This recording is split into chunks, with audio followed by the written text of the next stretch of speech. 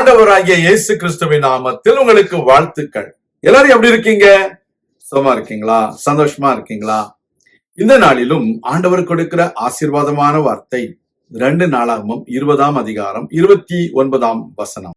கர்த்தர் இஸ்ரவேலின் சத்துருக்களோட யுத்தம் பண்ணினார் என்று கேள்விப்பட்ட அந்தந்த தேசத்து ராஜ்யத்தார் மேல் தேவனால் உண்டான பயங்கரம் வந்தது. அருமையான தேவனுடைய பிள்ளைகளே, யோசபாத் ராஜாவுக்கு விரோதமாக மோவாப் தேசத்தார், அம்மோன் புத்திரர், சேயீர் மலை தேசத்தார் வந்து யுத்தம் பண்ண வந்தார்கள். அந்த வேளையில் யோசபாத்திற்கு பயம் வந்துவிட்டது. அந்த பயத்தின் சமயத்தில் அவன் தேவனை தேடினான். கர்த்தர் அவனுக்கு அருமையான ஒரு ஆலோசனையை கொடுத்தார்.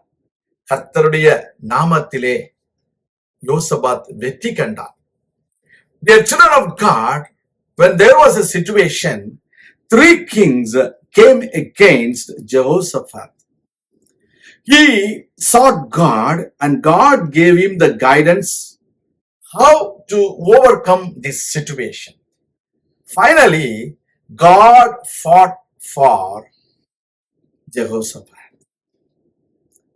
You should understand, when Jehoshaphat heard that 3 kings are coming against Jehoshaphat, he was afraid.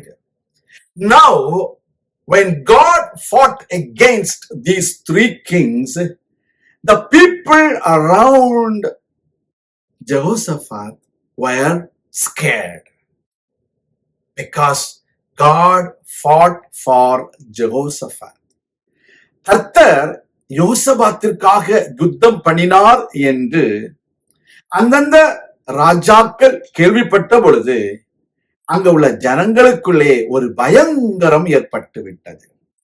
உங்களுக்கு விரோதமாக உங்களை பயமுறுத்தும்படிக்கு சத்துரு அநேக வார்த்தைகளை சொல்லலாம். ஆனால் நீங்கள் கர்த்தரை தேடி கர்த்தருடைய சமூகத்தில் அவருடைய ஆலோசனையின்படி செயல்படும் பொழுது கர்த்தர் உங்களுக்காக யுத்தம் பண்ணுவார். அப்பொழுது உங்களை பயமுறுத்தின மக்களுக்குள்ளே கர்த்தரை பற்றியதான ஒரு பயங்கரம் உண்டாகும். The people around you will be scared when they heard that the Lord is fighting for you. You need to understand, you are not alone. The Lord God Almighty is fighting for you. And because He has called you, He has chosen you, and you have done everything according to God's word and guidance, God will surely fight for you.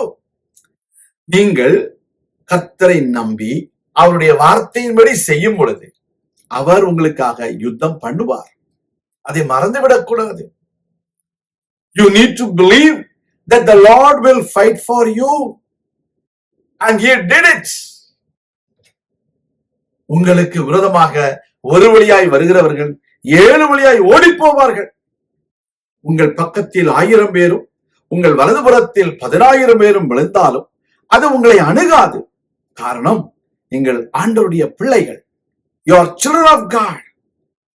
The enemy may come in one way, but God will fight against them and they will be scattered and run away in 7 ways. That's what our God, நம்முடைய தேவன் செய்கிற காரியத்தை நீங்கள் பார்க்கும் பொழுது உலகத்தில் உள்ள மக்களுக்கு உங்களை பற்றிதான பயங்கரம் வரும்.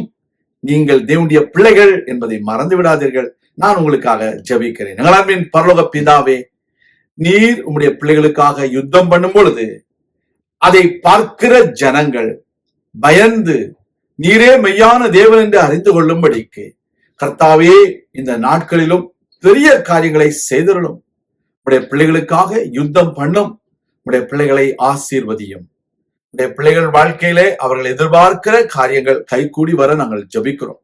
சகல நன்மைகளினாலும் உடைய பிள்ளைகளை திருப்திப்படுத்தும். தீமைகளுக்கு விலக்கி காத்துக்கொள்ளும். அதிசயங்களையும் அற்புதங்களையும் செய்தருளும். தாழ்த்தி ஒப்புக் கொடுக்கிறோம். இயேசு கிறிஸ்துவின் நாமத்தில் ஜெபிக்கிறோம் எங்கள் நல்ல பிதாவே, ஆமேன். கர்த்தர் தாமே உங்களை ஆசீர்வதிப்பாராக. ஆமென்.